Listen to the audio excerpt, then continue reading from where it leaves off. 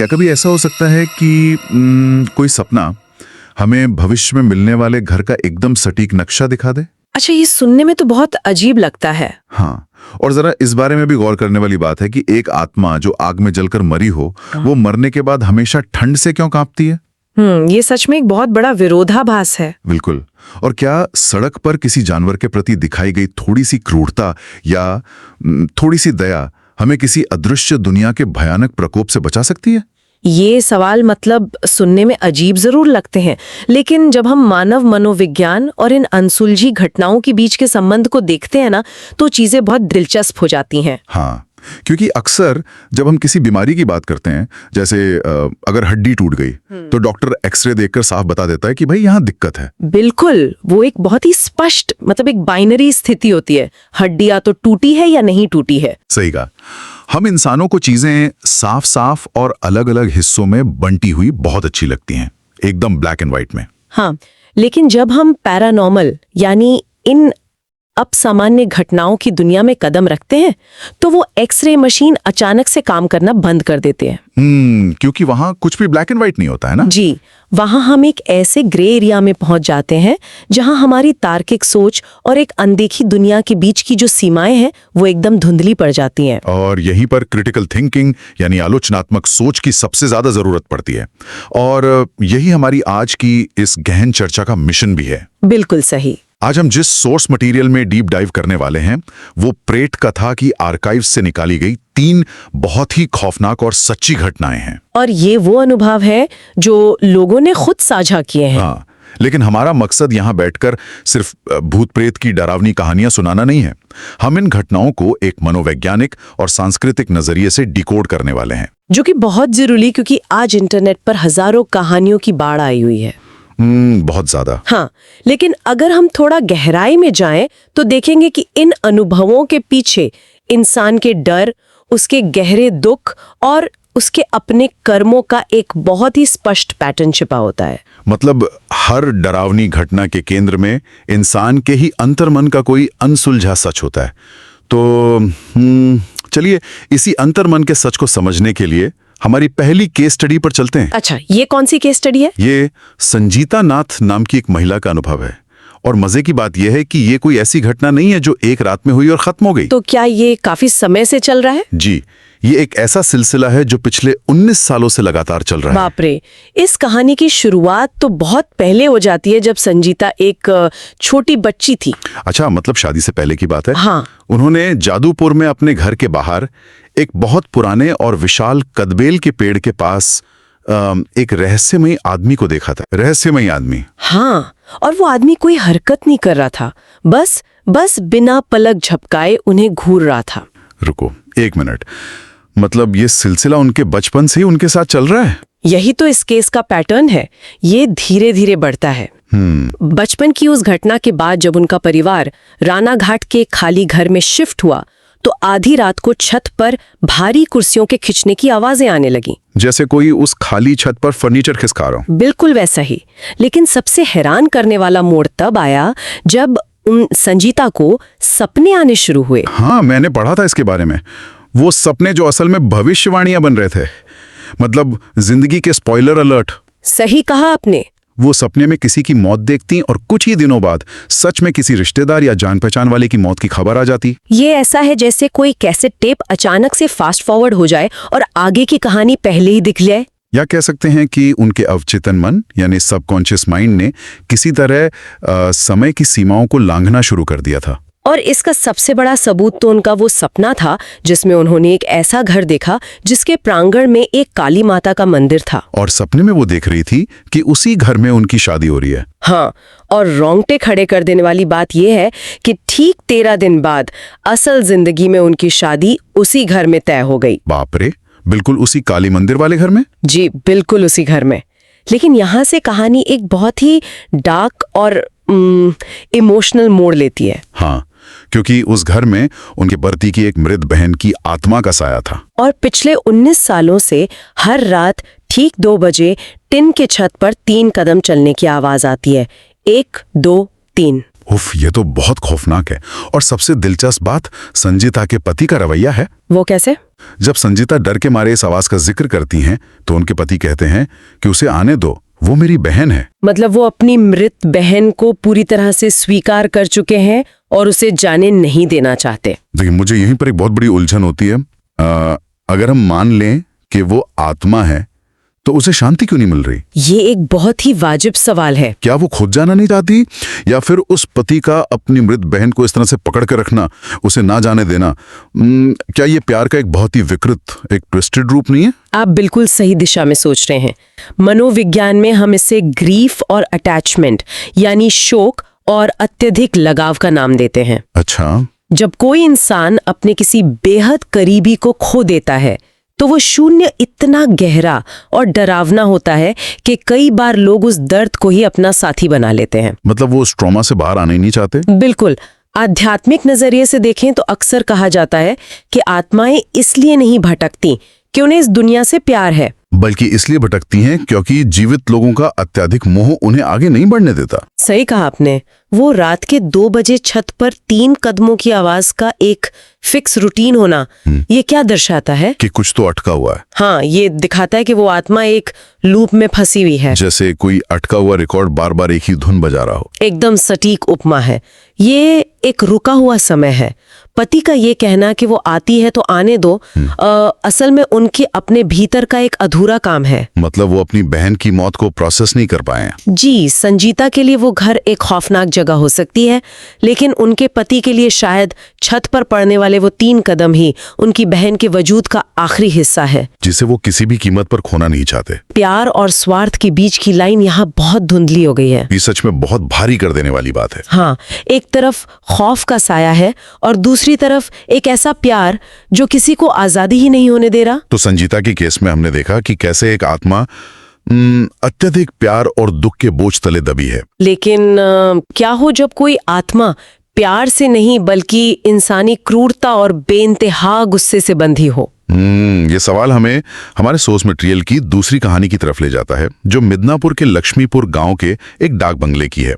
ये घटना करीब 35 साल पुरानी है और अंकित के चाचा के साथ घटी थी। वो एक सरकारी अधिकारी थे और सबसे बड़ी बात, वो भूत प्रेत या इन पारलौकिक चीजों पर बिल्कुल भी विश्वास नहीं करते थे। मतलब वो एक पक्के तर्कवादी इंसान थे।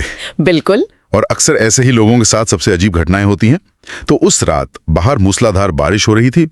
वो सुनसान डाक बंगले में अकेले थे। और फिर जो हुआ वो किसी भी इंसान के होश उड़ाने के लिए काफी है। उन्होंने क्या देखा? उन्होंने दीवार पर उल्टे पैरों के निशान देखे।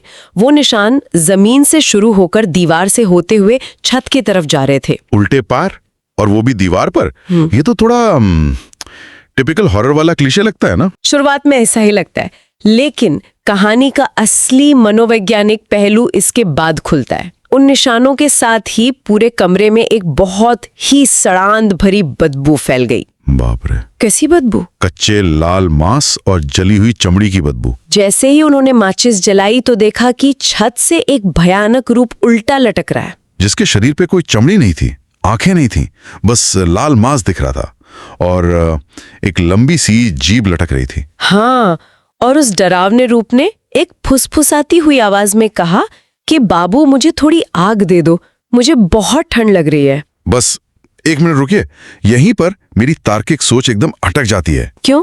क्या हुआ? इसके पीछे की जो कहानी है कि वो एक बहुत ही क्रूर टैक्स कलेक्टर था जिसे नायब कहा जाता था। हाँ। गांव वालों ने उसके अत्याचारों से तंग आकर उसे एक विशाल छाती पेड़ से बांधकर जिंदा जला दिया था। वो आधा जला हुआ ही तड़प तड़प कर मर गया।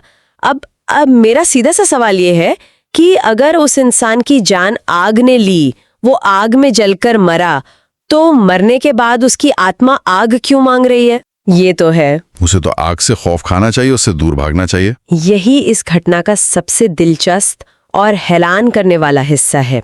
अगर हम इसे विज्ञान और लोक कथाओं के संगम के नजरिए से देखें तो इसमें एक बहुत गहरा बायोलॉजिकल यानी जैविक तथ्य छिपा है। जैविक तथ्य? वो कैसे? जब किसी इंसान के शरीर की त्वचा पूरी तरह से जल जाती है तो शरीर का थर्मोरेगुलेशन सिस्टम तबाह हो जाता है। मतलब हमारे शरीर का जो प्राकृतिक थर्मोस्टेट होता है, जो तापमान को कंट्रोल करता है। बिल्कुल। हमारी स्किन हमारे शरीर की गर्मी को बाहर निकलने से रोकती है।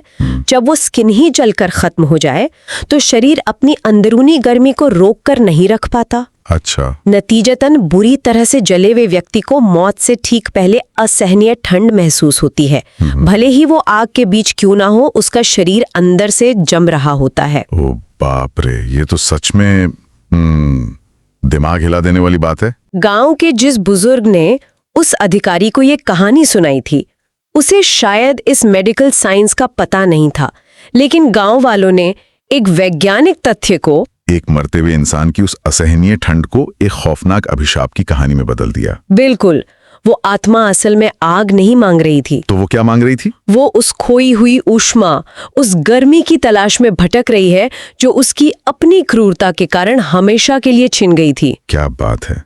और अगर हम उस उल्टे लटके होने वाले प्रतीक को समझें तो वो भी बहुत गहरा है। हाँ, एक नायाब के रूप में वो हमेशा लोगों को नीची नजर से देखता था, उन पर हावी रहता था। और मृत्यु के बाद उसका उल्टा लटकना उसके उस रसूख, उस सत्ता के उलट जाने का प्रतीक है। एकदम सही। जो इंसान दूसरों के घर जलाता था, आज वो एक ऐसा भिखारी बन गया है जिसकी ठंड कभी खत्म नहीं हो सकती। कितनी गहरी बात है। मतलब ये सिर्फ एक भूत की कहानी नहीं है, ये सामूहिक हिंसा और पीढ़ियों तक चलने वाले गुस्से का एक दस्तावेज है। जी, जब कोई गांव मिलकर किसी की जान लेता है तो वो अपराध बोध, वो कलेक्टिव गिल्ट उस भौगोलिक जगह पर अपना एक स्थायी निशान छोड़ जाता है। ये कहानी दिखाती है कि कैसे क्रूरता का इतिहास एक कभी ना खत्म होने वाले श्राप में बदल जाता है, और इंसान के कर्मों का फल कैसे एक चक्र में घूमकर वापस आता है। लेकिन अगर नायाब की कहानी में हमने देखा कि एक इंसान का अत्याचार सदियों का श्राप बन गया, तो जरूरी नहीं कि कर्मा अपना असर दिखाने के लिए सदियों का इंतजार करे। ये बात भी है। कभी कभी इसका हिसाब तुरंत भी हो जाता है। हमारी जो अगली और आखिरी कहानी है वो दिखाती है कि कैसे हमारे रोजमर्रा के छोटे छोटे कर्म, जैसे एक पल का गुस्सा या एक पल की दया, बिल्कुल एक अदृश्य दुनिया में हलचल मचा सकते हैं। ये कहानी हमें बांग्लादेश के चटगांव के एक मदरसे में ले जाती है, जहां हम एक बिल्कुल अलग तरह की सांस्कृतिक मान्यता में प्रवेश करते हैं। ये आरिफ नाम के एक छात्र का अनुभव है। हाँ, आरिफ रात के अंधेरे में बर्तन धो रहा था। तभी वहां दो सफेद बिल्लियां आईं। आरिफ ने बहुत प्यार से उन्हें अपने हिस्से का खाना खिला दिया, जो कि बहुत सामान्य सी बात लगती है। लेकिन कुछ देर बाद वहां का माहौल अचानक से बदल गया। एक भयानक काली बिल्ली वहां आई जिसकी आंखें लाल सुर्ख थीं, और जिससे किसी पुरानी कब्र या मुर्दा घर जैसी सड़ांद आ रही थी। हाँ, आरिफ घबरा गया और उसने डंडे से मार के उस काली बिल्ली को भगा दिया। देखने में ये एक बहुत ही साधारण सी घटना लगती है कि एक इंसान ने जानवरों के साथ बर्ताव किया, लेकिन उस रात आरिफ को एक भयानक सपना आया। उसने देखा कि एक बहुत ही विशाल और खौफनाक काले साए ने उसकी गर्दन दबोच ली है। वो उसका दम घोट रहा है। लेकिन कहानी का सबसे डरावना हिस्सा तो वो है जो आरिफ के दोस्तों ने असल जिंदगी में देखा। उन्होंने क्या देखा? सपने में आरिफ को काला साया मार रहा था, लेकिन हकीकत में आरिफ खुद अपने ही हाथों से अपनी गर्दन जोर से दबा रहा था। बाप रे, ये कैसे मुमकिन है? क्या ये कोई स्लीप पैरालिसिस था, या हमारा शरीर ही हमारा दुश्मन कैसे बन सकता है? इसे समझने के लिए हमें इस्लामी मान्यताओं में जिन के कॉन्सेप्ट को गहराई से समझना होगा। अच्छा। पश्चिमी देशों में जो भूत की अवधारणा है कि मरे हुए इंसान भूत बनते हैं, जिन उससे बिल्कुल अलग हैं। तो जिन क्या होते हैं? मान्यता के अनुसार जिन एक पूरी तरह से अलग प्रजाति हैं जिन्हें धुएं रहित आग से बनाया गया है। और सबसे जरूरी बात, इंसानों की तरह ही जिन्नों के पास भी फ्री विल यानी स्वतंत्र इच्छा होती है। मतलब वो अच्छे या बुरे दोनों हो सकते हैं? हाँ, वो दयालु या क्रूर हो सकते हैं, और वो हमारे ही साथ एक समानांतर दुनिया में रहते हैं। मतलब एक पैरेलल यूनिवर्स जो हमारे ही इर्द गिर्द है, बस हमें दिखाई नहीं देता। बिल्कुल। और ऐसा माना जाता है कि वो अक्सर जानवरों का, खासकर बिल्लियों या कुत्तों का रूप धारण कर सकते हैं। ओह। आरिफ के दोस्तों ने उसे जगाया और सपने में दो सफेद सायों ने उसे उस काले साए से बचा लिया। अगले दिन मदरसे के हुजूर ने जो बात बताई वो इस कोएग्जिस्टेंस, इस सह अस्तित्व का सबसे बड़ा प्रमाण थी। जी, उन्होंने कहा कि वो सफेद बिल्लियां उनके पाले हुए जिन थे। ये बात ये दिखाती है कि इन दोनों दुनियाओं के बीच एक संतुलन संभव है, बशर्ते आपसी सम्मान हो। सही कहा। जब आरिफ ने उन सफेद बिल्लियों को खाना खिलाया तो उसने उस ब्रह्मांडीय संतुलन, उस कॉस्मिक बैलेंस में एक सकारात्मक ऊर्जा डाली। उसने अनजाने में कुछ शक्तिशाली ताकतों की मदद की। लेकिन जब उसने उस काली बिल्ली पर डंडे से वार किया तो उसने उस अदृश्य दुनिया की एक खतरनाक शक्ति को चुनौती दे दी। और उसका नतीजा उसे अपनी जान की बाजी लगाकर चुकाना पड़ता। जो सवाल मैंने पूछा था कि इंसान खुद अपना गला कैसे दबा सकता है, हाँ, उसका क्या मतलब है? इसका मतलब ये है कि जब कोई ऐसी शक्ति हावी होती है तो वो बाहर से वार नहीं करती, वो आपके ही दिमाग, आपके ही स्नायु तंत्र को हाईजैक कर लेती है। एकदम सही। वो आपके अंदर के डर का इस्तेमाल आपके ही खिलाफ करती है। मनोवैज्ञानिक रूप से ये बहुत ही सटीक विश्लेषण है। हाँ, इसके बाद आरिफ को अपनी सुरक्षा के लिए 8 साल तक एक खास ताबीज पहनना पड़ा। 8 साल? ये तो बहुत लंबा समय है। लेकिन कहानी का अंत सबसे ज्यादा सोचने पर मजबूर करता है। ठीक 8 साल बाद वो बिल्लियां वापस उसी जगह पर आईं। अच्छा, फिर क्या हुआ? आरिफ ने उस काले जिन से हाथ जोड़कर माफी मांगी और सफेद बिल्लियों को अपनी जान बचाने के लिए धन्यवाद कहा। और अगले सुबह वो ताबीज जलकर राख हो गया था। बाप रे। लेकिन आरिफ की कलाई पर बिल्ली के नाखूनों का एक ऐसा निशान रह गया जो कभी नहीं मिटा। ये निशान क्या साबित करता है? ये निशान एक बहुत बड़ा फिजिकल एविडेंस है। हाँ, अक्सर लोग पैरानॉर्मल अनुभवों को सिर्फ दिमाग का वहम या मति भ्रम मान लेते हैं, लेकिन वो खरोच का निशान ये साबित करता है कि एक आध्यात्मिक या अदृश्य दुनिया के साथ हुए टकराव का असर हमारी भौतिक दुनिया पर पड़ सकता है। तो ये सिर्फ डर पैदा नहीं करती, बल्कि इंसानी वजूद के बहुत गहरे पहलुओं को सामने लाती हैं। निश्चित तौर पर संजीता और उनकी ननद की कहानी हमें सिखाती है कि अत्यधिक मोह और किसी को न छोड़ पाने की जिद कैसे आत्माओं को एक अंतहीन लूप में फंसा देती है। ये द्यार का एक बहुत ही विनाशकारी रूप है। जी, दूसरी तरफ उस क्रूर नायब की कहानी ये दिखाती है कि कैसे क्रूरता का इतिहास कभी खत्म न होने वाले खौफ में बदल जाता है। कर्मों का हिसाब एक ऐसी ठंड बनकर आता है जिसे दुनिया की कोई आग नहीं मिटा सकती। और आरिफ की कहानी इस बात का प्रतीक है कि इस विशाल ब्रह्मांड में हम अकेले नहीं हैं। हमारे आसपास एक अनदेखी दुनिया है और उसके साथ सम्मानजनक सहअस्तित्व कितना जरूरी है। हर जीव के प्रति दया रखना सिर्फ एक अच्छी आदत नहीं है, बल्कि ये इस कॉस्मिक बैलेंस को बनाए रखने का एक तरीका है। बिल्कुल, हमारी ये चर्चा हमें ये सोचने पर मजबूर करती है कि ज्ञान का दायरा केवल विज्ञान की किताबों या लैबोरेटरी तक ही सीमित नहीं है। सही कहा आपने। दुनिया की इन अजीबोगरीब और अनसुलझी लोक कथाओं में मानव स्वभाव के ऐसे गहरे सबक छुपे हैं जिन्हें हम अपनी भागदौड़ भरी जिंदगी में अक्सर अनदेखा कर देते हैं। हम उन सूक्ष्म संकेतों को नहीं पढ़ पाते जो हर पल हमारे आसपास मौजूद हैं। ये बात आलोचनात्मक सोच रखने वाले हर इंसान को विचार करनी चाहिए। तर्क और विज्ञान ने हमें बहुत कुछ दिया है, लेकिन मानव मन की अथाह गहराइयां और इस ब्रह्मांड के रहस्य अभी भी पूरी तरह से समझे नहीं जा सके हैं। सच में। तो इस चर्चा को समाप्त करते हुए एक विचार है जिस पे गौर करना चाहिए। वो क्या? हमने शुरुआत में बात की थी कि क्या कोई सपना भविष्य की सटीक तस्वीर दिखा सकता है, या जले हुए इंसान का भूत ठंड से क्यों कांपता है। हाँ, लेकिन जरा इस नजरिए से भी सोचिए, क्या ये पैरानॉर्मल एंटिटीज, ये आत्माएं, ये जिन, क्या ये सच में बाहर से आए कोई राक्षस हैं?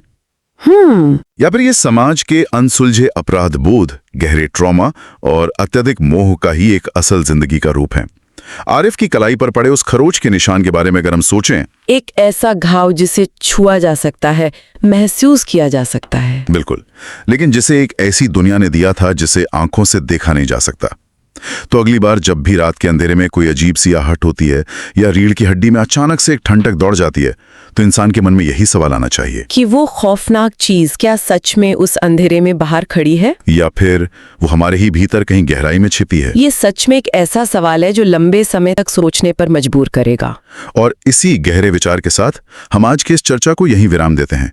इस सफर में शामिल होने के लिए शुक्रिया।